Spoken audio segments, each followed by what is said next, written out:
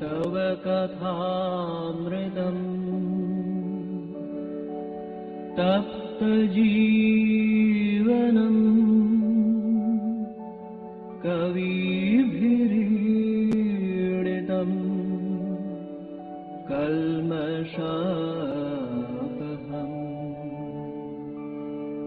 श्रवणमङ्गलम्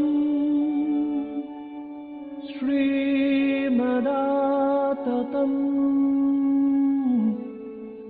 भुवि गृह्णन्ति ये भूरिदा जनाः भुवि गृह्णन्ति ये भूरिदा जनाः।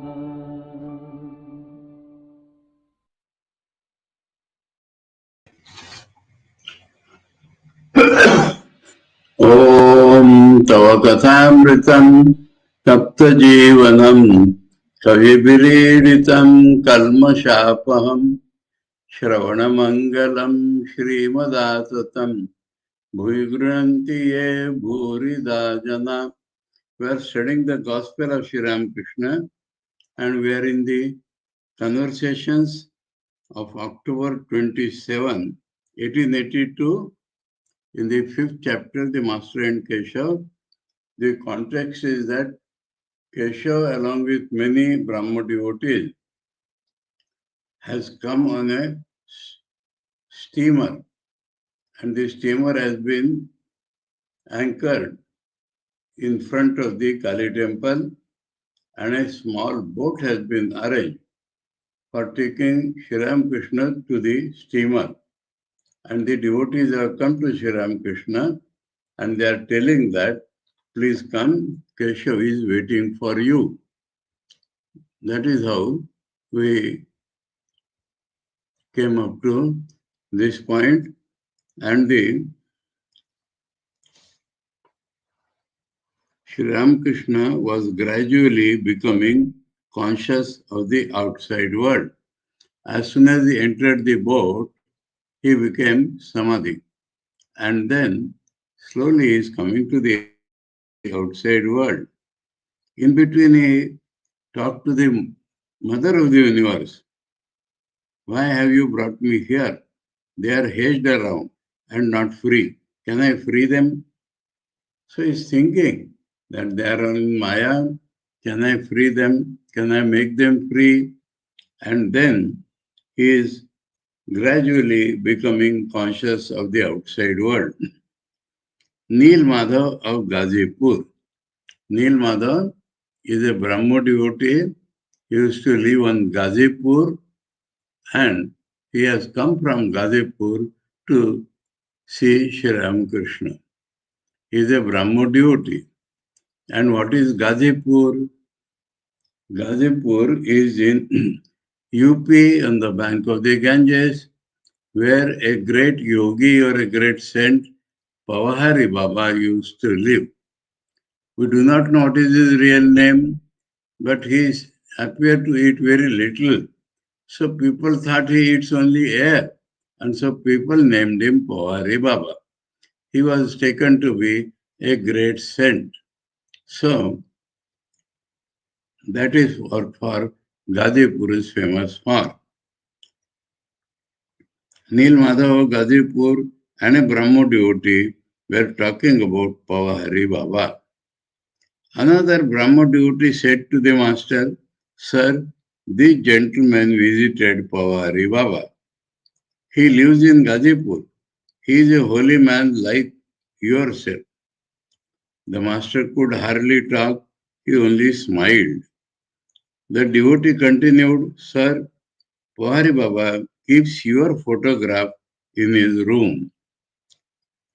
Pointing to his body, the master said with a smile, just a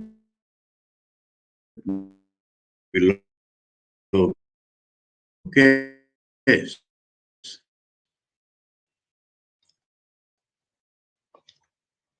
So, I am losing it every day.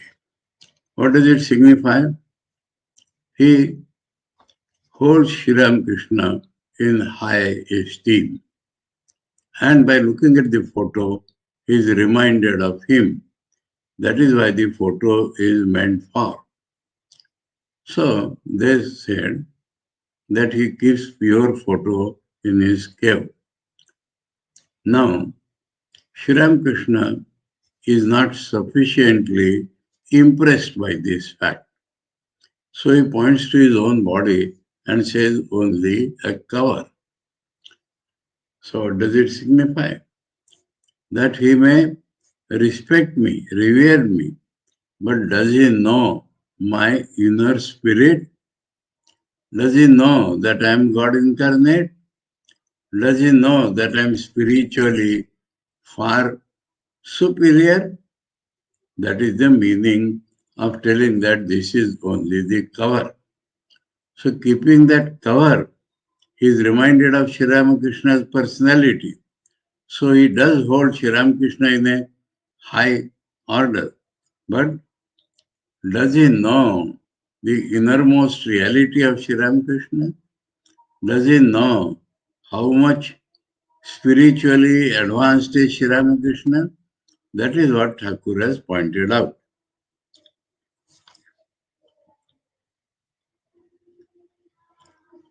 The master continued. Continued means he came to the ordinary plane and he talked. But, so because but is there, it is connected with that previous sentence, and so he wants to tell something more about the so-called cover. So it is only the cover. But you should remember that the heart of the devotee is the abode of God. So if you take Sri Ramakrishna as a devotee, or the importance of that photo is that it is a photo of a person, and that person has an heart. And so in that heart is the dwelling place of God. So by telling cover, he belittled that incident he made it very small, ordinary. But the word but puts some break on that ordinary thing and wants to tell something important about a person who is a devotee. Now, what is the importance? Heart of the devotee is the abode of God. Now, heart of everyone is abode of God, but there because the devotion makes him experience God to some extent. So the God also, we may say, is awakened in that heart. And so he dwells everywhere. But in the heart of the devotee, he is specially manifested. So that is the importance. He dwells, no doubt, in all beings. But he especially manifests himself in the heart of the devotee. So because the devotee has devotion, because the devotee experiences God, so God becomes more manifest there for other people also. A landlord may at one time or another visit all parts of his estate, but people say he is generally to be found in a particular drawing room. The heart of the devotee is the drawing room of God. So specially present there, that is called the drawing room. Now, he shifts his talk to the type of sadhakas. So, he draws the attention to the path of sadhana. Everybody must follow some sadhana. And sadhana, according to the mental temperament, is of different types. And that is the speciality of Sri Ramakrishna. He does not talk only of one type, but he talks of all types. And so, people need not quarrel with each other. and people will take up what is according to their constitution. So this talk of God is now he is bringing to the constitution of the sadhaka. And he says, he who is called Brahman by the Jnanis is known as Atman by the yogis and Bhagavan by the bhaktas. Now each word has a particular connotation. So we have to understand that and the relationship. Jnanis, who are the Jnanis? Here Jnanis do not mean those who have realized God. Here Jnanis mean devotees of a particular constitution. What is that constitution? They analytically see that the world is temporary, so the world is unreal, and so they have to seek for the reality of the world. That is called the temperament of a Jnani. So what does he call Brahman? He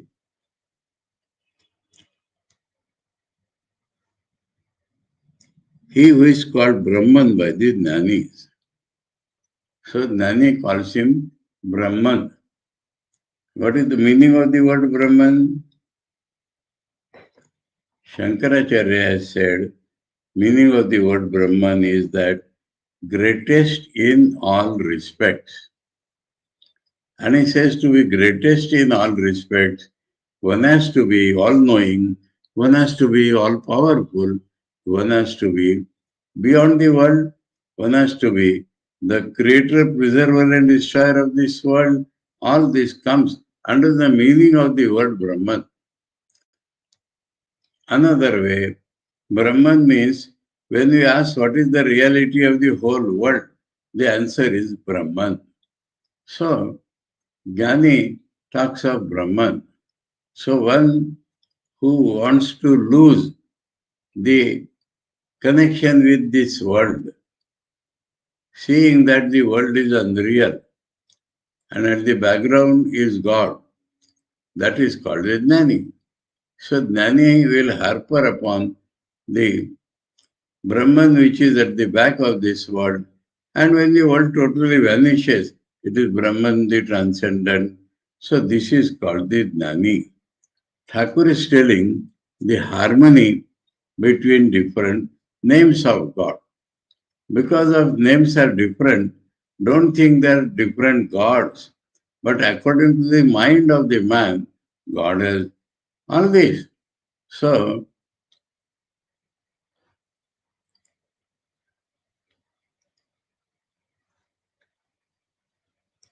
the same he who is called Brahman by the Jnanis is known as Atman by the yogis. Yogis, Patanjali yogis mostly, yogis who follow the path of meditation, yogis who follow the path of meditation upon their individual reality. They are not so much concerned about the world. Though God is one, the one who is the reality of the world is the same as the reality of individual, every individual. But the yogi is more particular about the reality of his own self. He may be knowing that it will be the same reality of the whole world, but he concentrates, his constitution makes him introspective, ingoing to find out his own reality. So that is called the yogi. And so yogi calls God as Atman. My reality, reality of all the individuals, reality of the universe may be Brahman, but I am more attracted towards the reality of not only myself, but of all the individuals. So that he calls as Atman. That very name Atman will tell us that the yogi is interested in the reality of all individuals. And as Bhagavan, by the bhaktas, who is a bhakta?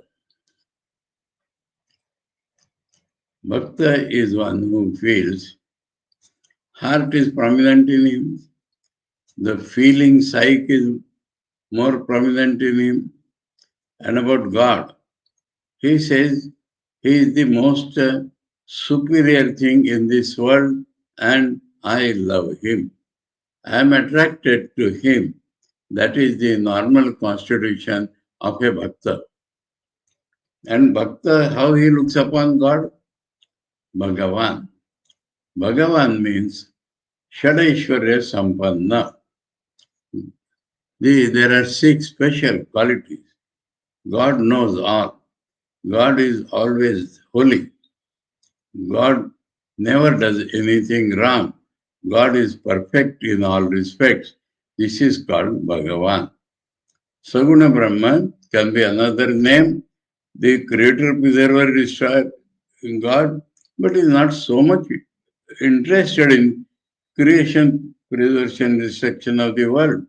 The Bhakta is more concerned with the God of love. So the God of love is called Bhagavan. Here what Sri Ramakrishna is trying to do is the same person is looked upon according to one's own constitution and named. So by putting Jnanis, Yogis and Bhaktas together, Thakur is telling there need not be a quarrel between the Jnanis and Yogis. Jnanis should not tell the Yogis, what you are thinking of Atman, think of Brahman. Similarly, Yogis should not see that everybody is meditating.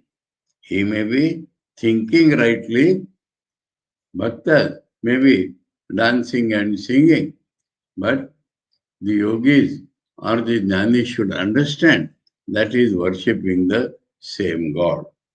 So these are 3 different expressions according to the mental constitution of man. Now he shows the same Brahmin is called priest when worshipping in the temple. So according to the attitude, according to his concept of God, he gives the name. So Brahmin, same Brahmin is called priest when worshipping in the temple and cook when preparing a meal in the kitchen. So the meaning is that whatever way you look at God, you need not quarrel with each other. You need not think that the other person is wrong. The jnani, sticking to the path of knowledge, always reasons about the reality. So that is jnani, analytical, reasoning, saying, not this, not this. So this is not eternal. This is not real. This is not consciousness. This is not bliss. So analyzing things of the world, he goes beyond them. He goes what is at the background. So that is the jnani temperament. Brahman is neither this nor that. Why twice it is said? Vipsa. That means we'll go on rejecting everything till we reach God. It is neither the universe nor its living beings. Reasoning in this way, the mind becomes steady. So, if he properly reasons with all his experience and follows to experience whatever he reasons, then the result will be that his mind will become steady. Then it disappears and the aspirant goes into samadhi. So mind is an appearance of God. And when the mind disappears, the mind experiences God.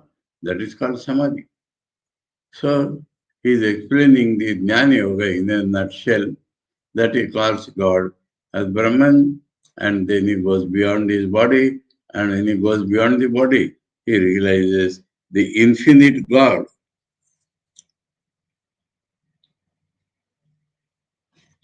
This is the knowledge of Brahman.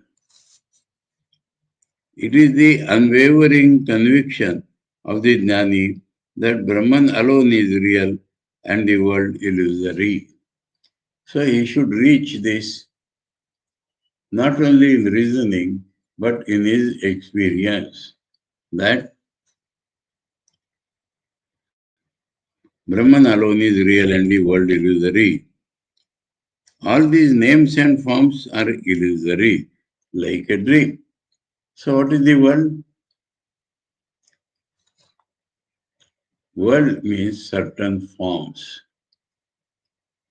And forms are changing. Forms are continuously changing.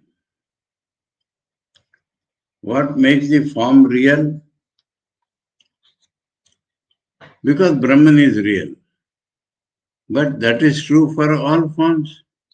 So why this form appear to be separately real? What is the answer? This is a very important point. Jnani analyzes like this. Name. Name. Now when you were born, a pound of flesh came out of mother's womb. And that flesh is growing. How do you know that it is the same thing? Where do you feel the continuity? Now, as soon as somebody is born, his relations or the parents decide to call him by a name. In America and in many Western countries, the system is very different. When you register that you or so and so is getting admitted because a child will be born to that person, that moment you have to enter the name first. Child is not yet seen, but name first. And you do not know whether that will be a male or female. So you give two names. If he is born a male, this name. If he is born a female, this name. This you have to do beforehand. Now, you have named him beforehand, or as the Hindu system goes, on the 12th day? No. When he grows, everybody calls him Rama, Rama, Rama, Rama, Rama. So when he grows him, he feels identity with the name Rama. And so he calls, yes, I am Rama. Nobody has taught him you are Rama. But everybody has hypnotized him into thinking that he is Rama. And this word Rama makes this flesh appear to be real. Though we see it is changing, but we say that something makes it continuously, makes it appear a continuous reality. And then there is a name of that reality, and that is Rama. So, names and forms. Forms, other than that, one more thing is there, though not fundamental. That if there is a name, means a changing form, then that form does some work. From clay, you make pots. From clay, you make dishes. So when it is called pot, then water is kept in it. If it is a dish, then you eat with its help. So action depends upon the form. So a thing differs from other thing by name, form, work. Now, Here, work is automatically associated with it, but name and form. And so,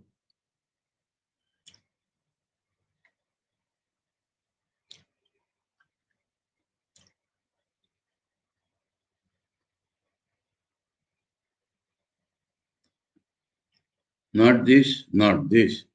It is neither the universe nor its living being. It is their reality.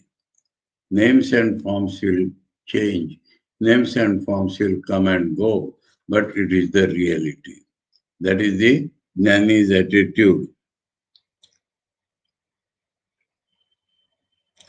Reasoning in this way, the mind becomes steady. Because the whole world is nothing but name and form. Why? What is that to do with me? I am concerned with the reality of this whole world. That is his name.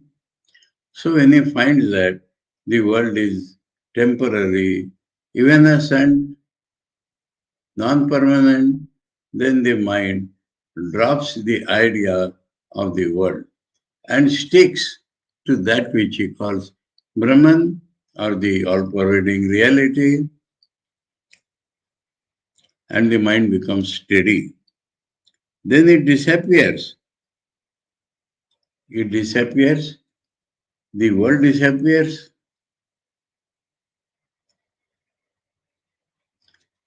the form disappears, the name disappears. What remains? The reality. So that is how it disappears and the aspirant goes into samadhi. Aspirant's mind, I, depends upon something mind. If the mind disappears, I has no function. So it goes into samadhi. It goes directly in the experience of God. This is the knowledge of Brahman. Identity, no separate I. Identity of being with Brahman. This is called the path of knowledge. This is called the knowledge of Brahman. Knowledge of Brahman is not like I am knowing some object, but I am knowing my own reality. So when all the objects are gone, then reality is felt. And that is the process of Jnana Yoga. It is the unwavering, by telling the ultimate realization, Sakutubha Jnana Yoga, it is the unwavering conviction of the Jnani that Brahman alone is real and the world illusory. So Jnani gets this conviction. From this conviction, he tries to proceed for the experience of the reality. But in the sadhak state, this is his conviction. All these names and forms are illusory like a dream because we see them. We do see things, objects in the dream, but when we wake up, they are not there. So, the Jnani's consciousness proceeds like this, that the world appears to be charming, but it appears to be charming because of the reality at the back. World itself does not show anything. So, this is how the psychology of yogi.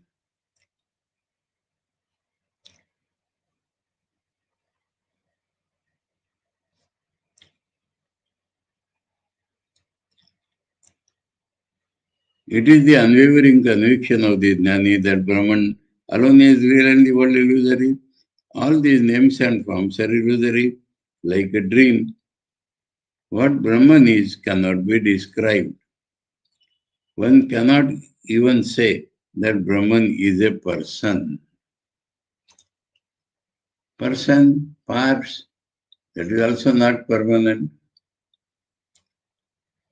This is the opinion of the Jnanis, the followers of Vedanta philosophy. They are all Jnanis. But The bhaktas accept all the states of consciousness. All the states of consciousness. Jagruti, Swapna, Sushupti. The Jnani rejects all these three and thus realizes the supreme reality.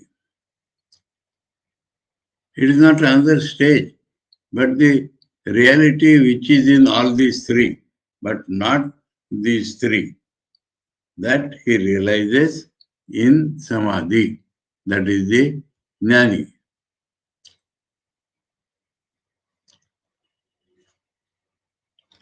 But the bhaktas accept all the states of consciousness. They take the waking state to be real also. Because created by God, so it is real.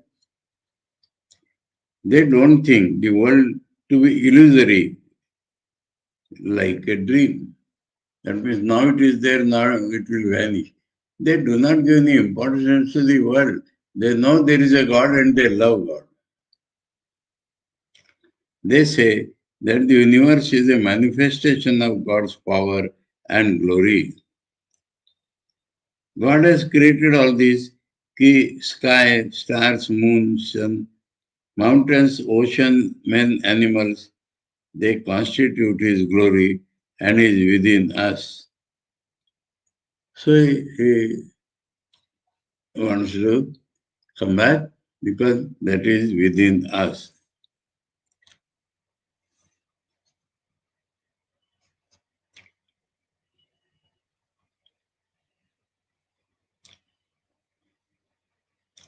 They constitute His glory.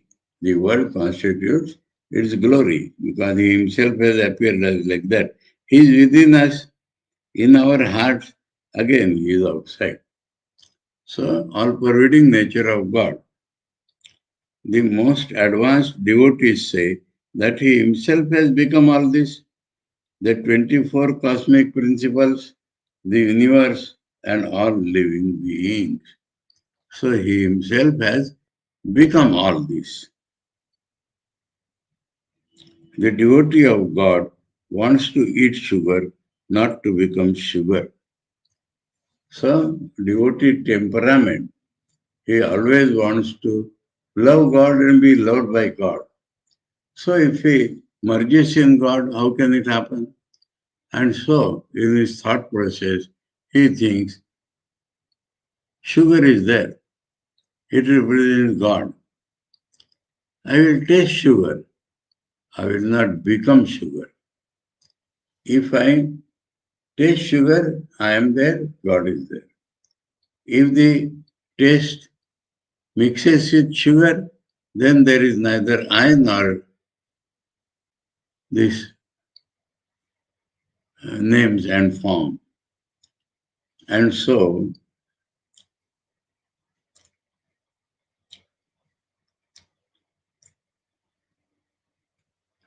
the universe is a manifestation of God's power. This is the power. Power to appear as this world through names and forms.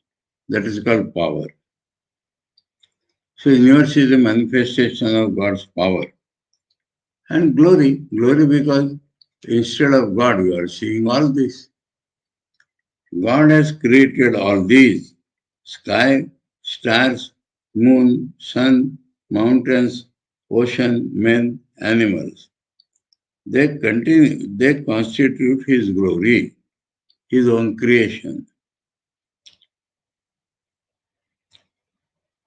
He is within us, in our hearts. Again, He is outside. The most advanced devotees say that He Himself has become all this. The 24 cosmic principles, the universe, on the back of that universal consciousness, God is there. The 24 cosmic principles, the universe, and all living beings. The devotee of God wants to eat sugar, not so become sugar. Not so. That may be a state. I do not want that because I want to experience God always. You can experience when you are the experiencer and something is unexperienced. Allah. Because a apt simile is given. So it has brought smile to the faces of all. Do you know how a lover of God feels? So their feeling or heart is the main. Then he is called Bhakta. His attitude is, oh God, thou art the master and I am thy servant. So he always remains in some relationship with his God. That is the beauty of loving relations.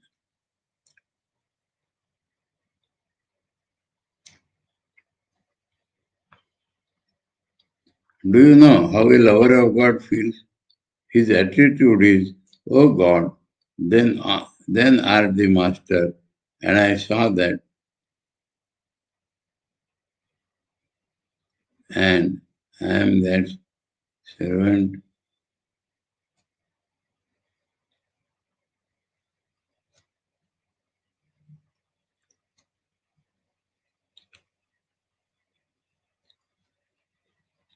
Thou art the master, and I am your child. So the devotee feels different relations. Thou art my father and mother. So thou art my father, thou art my mother, and he sometimes feels God is both. Why is both? Thou art the whole and I am a part. This is another relationship, a nearer relationship. He doesn't like to say, I am Brahman. So Bhakta's attitude, Thakur does not find anything wrong in that. He's the yogi. Now he has come to the yogi. Though in describing it was Jnani first, yogi, then Bhakta. But Jnani and Bhakta, their mental attitudes are just opposite to each other. So after Jnana, Bhakti was taken. And now he comes to the yogi. The yogi seeks to realize the Paramatman, the Supreme Self. His ideal is the union of the embodied soul and the Supreme Soul. So he feels he has an individuality that he calls his soul, and he feels that there is a universal reality, it calls that as God. And so there is a relation between the two, but what is that relation?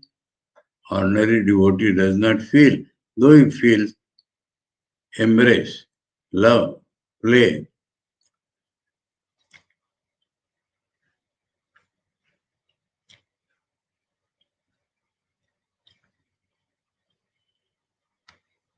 So he feels the God to be the Supreme Soul. He withdraws his mind from sense objects and tries to concentrate it on the Paramatman. Therefore, during the first stage of his spiritual discipline, he retires into solitude and with undivided attention practices meditation in a fixed posture. So that is his sadhana.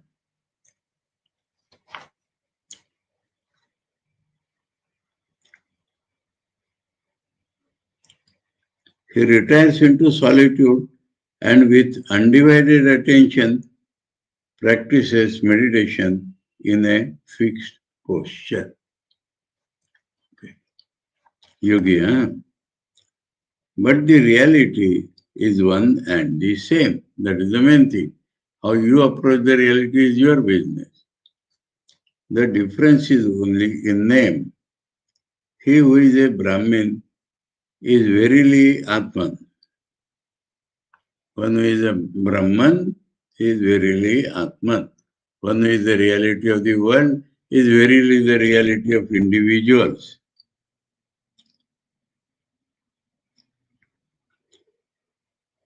He is the Bhagavan.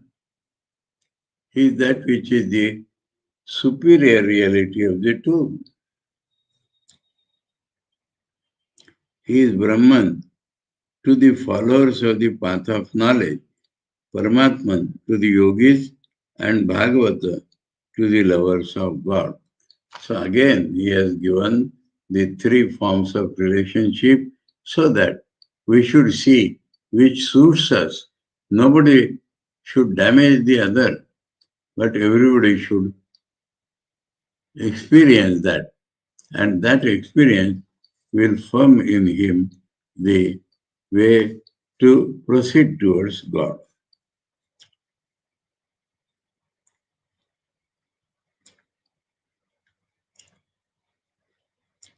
The difference is only in name. He who is Brahman is verily Atman, and again, he is the Bhagavan.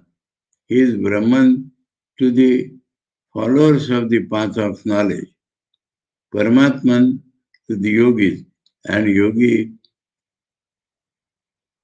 and Bhagavan to the lovers of God. So he, after describing the details, he concludes by using the same sentence.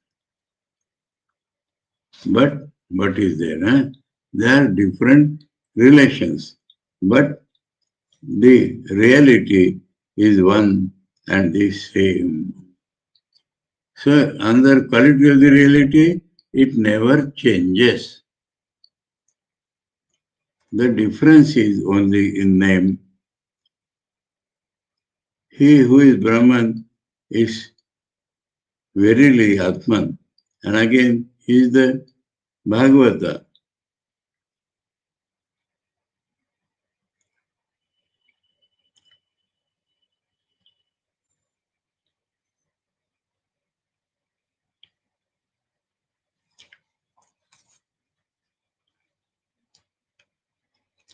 He is Brahman to the followers of the path of knowledge, Paramatman to the yogis, and Bhagavan to the lovers of God. So he has concluded, bringing to the same point. In the meanwhile, the steamer had been going toward Calcutta. But the passengers, with their eyes fixed on the master and their ears given to his ear, given to his nectar-like words, were oblivious of the motion.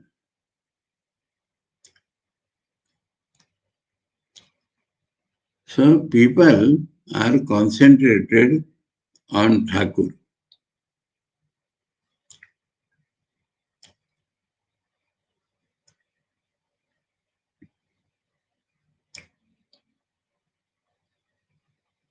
The universe had been going, the steamer had been going towards Calcutta, but the passengers with their eyes fixed on the master and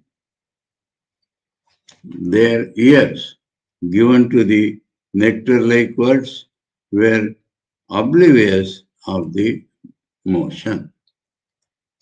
Dakshineshwar with its temples and gardens was left behind. So taking master, they proceeded north side, and after while coming back, they left Dakshineshwar. They want to carry Sri Ramakrishna.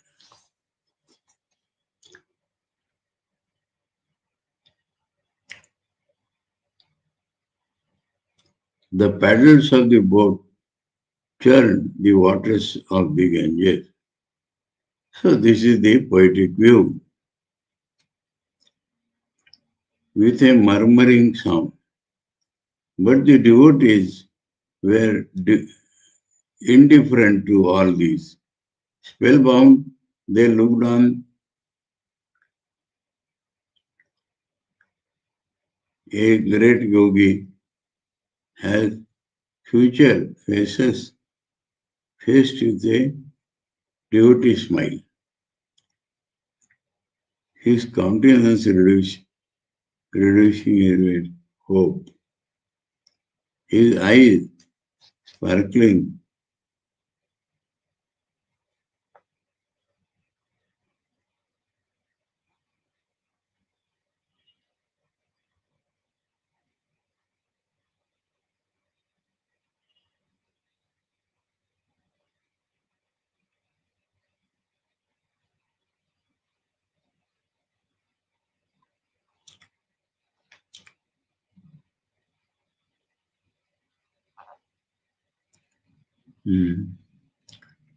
Okay.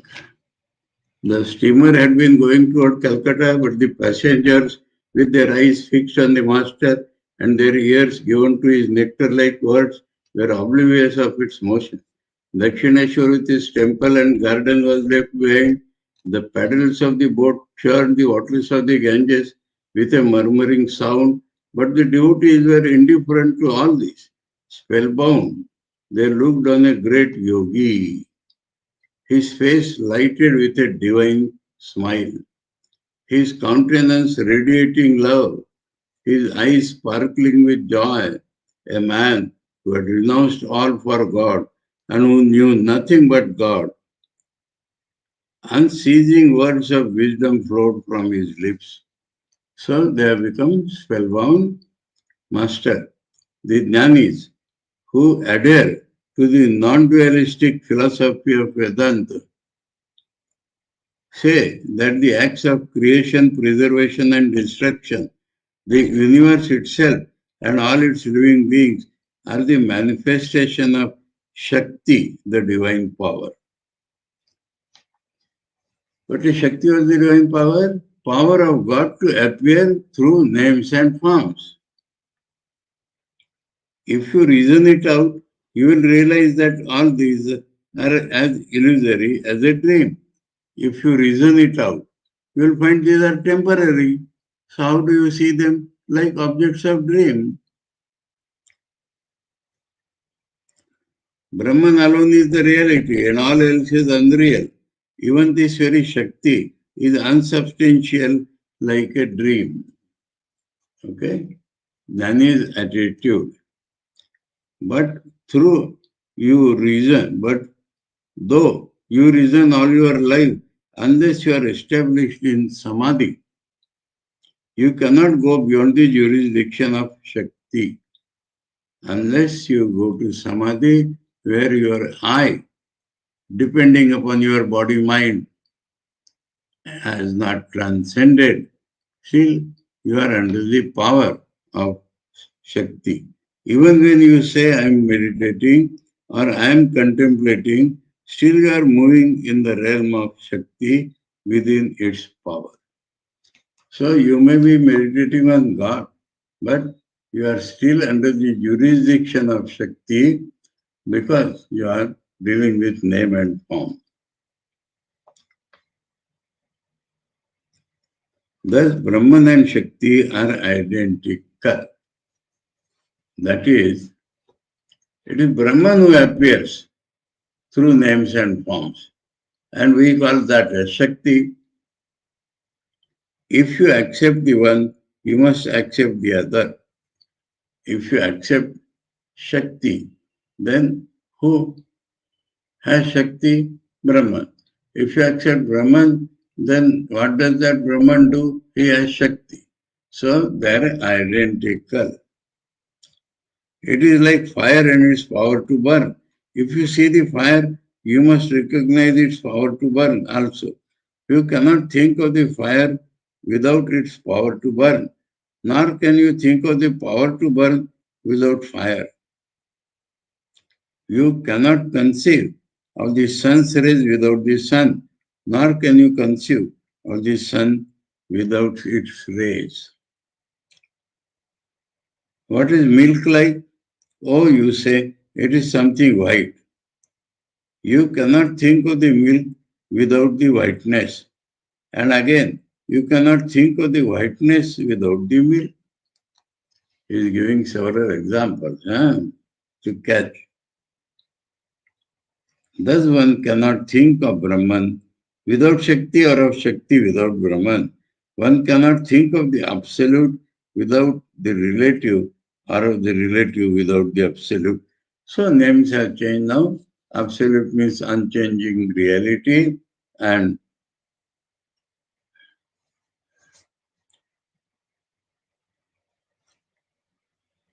relative means with color and all that. So it is the same substance.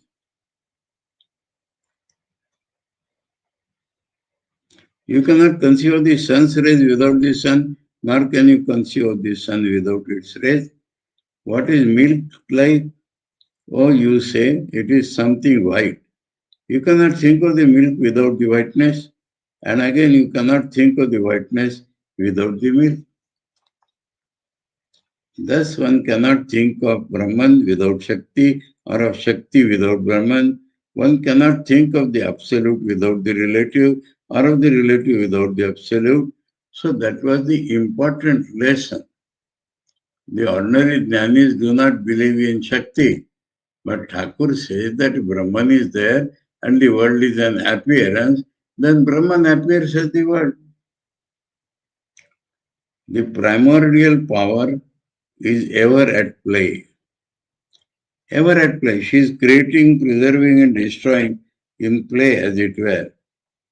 This power is called Kali. So, Kali, whom you worship, is nothing but this power of Brahman. Kali is verily Brahman, and Brahman is verily Kali. It is one and the same reality. How you appear, how you approach, that is how it appears. When we think of it as inactive, that is to say, not engaged in the acts of creation, preservation, and destruction, then we call it Brahman. There is an important word here. Brahman does not have two states. Please remember this. Don't wrongly read this sentence. When we think of it as inactive, Brahman is not active and inactive. Brahman is not sometimes active and sometimes inactive. Then Brahman will be changing its nature. Brahman is always same, and Brahman is always identical with Shakti. Shakti always identical with Brahman. But to make us understand, he says, when you think of it as steady, you call it Brahman. When you think of it as creating, preserving, destroying, you call it Shakti. So this is how, not that the Brahman sometimes is creating, sometimes not. But when it engages in these activities, then we call it Kali or Shakti. The reality is one and the same. The difference is in name and form. Again, it is like water, called in different languages by different names, such as Jal, Pani, and so forth. There are 3 or 4 ghats on a lake. The Hindus who drink water at one place call it Jal. The Musalmans at another place call it Pani. And the English at a third place call it water. All 3 denote one and the same thing, the difference being in the name only. In the same way, some address the reality as Allah, some as God, some as Brahman, some as Kali, and others by such names as Rama, Jesus, Durga, Hari. Keshav with a smile. Describe to us, sir, in how many ways Kali, the Divine Mother, sports in this world. That means Thakur has described it once to Keshav. He has liked it very much and he wants everybody to listen to it. Master with a smile. Oh, she plays in different ways. It is she alone who is known as Mahakali, Nitya Kali, Smashan Kali, Raksha Kali, and Shama Kali. Mahakali and Nitya Kali are mentioned in the Tantra philosophy. when there were neither the creation nor the sun, the moon, the planets and the earth, and when darkness was enveloped in darkness, then the mother, the formless one, Mahakali, the great power, was one with Mahakala, the absolute. So, okay, absolute, no creation. So where is Kali? Kali is one with Brahman. Okay. Shama Kali has a somewhat tender aspect and is worshipped in the Hindu households. She is the dispenser of boons and the dispenser of fear. People worship Raksha Kali, the protectress in times of epidemic, famine, earthquake, drought, and flood. Smashan Kali is the embodiment of the power of destruction. She resides in the cremation ground, surrounded by corpses, jackals, and terrible female spirits. From her mouth flows a stream of blood. From her neck hangs a garland of human heads, and around her waist is a girdle made of human hands. So that is how Kali is made. After the destruction of the universe, at the end of a great cycle, the Divine Mother garners the seeds for the next creation. She is like the elderly mistress of the house who has a hodgepodge pot in which she keeps ancient articles for household use. Okay. So many examples. Oh yes, housewives have pots like that, where they keep sea foam, blue peels, small bundles of seeds of cucumber, pumpkin, and gourd, and so on. They take them out when they want them. In the same way, after the destruction of the universe, says Divine Mother, the establishment of Brahman gathers together the word seeds for the next creation. After the creation, the primal power dwells in the universe itself. She brings forth this phenomenal world and then proceeds it. In the Vedic system, in the Vedas, creation is likened to the spider and to its web. Okay. The spider brings the web out of itself and then remains in it. God is the container of all the universe and also is contained in it. So many ways to think of God is providing. Is Kali, my divine mother, of a black complexion? We shall take up this para tomorrow. Om Tava Kathāmritam Tapta Jivanam Kaviviriritam Kalmashapaham Shravanamangalam Shrimadatam Bhuvi Grunanti Ye Bhurida Jana Om Shanti Shanti Shanti Harihi Om Tat Sat Sri Ramakrishna Arpanamastu. Today I did not comment much because it was very evident. It itself was explanatory. It had sufficient examples and Thakur was harmonizing all the paths, and so I did not comment much.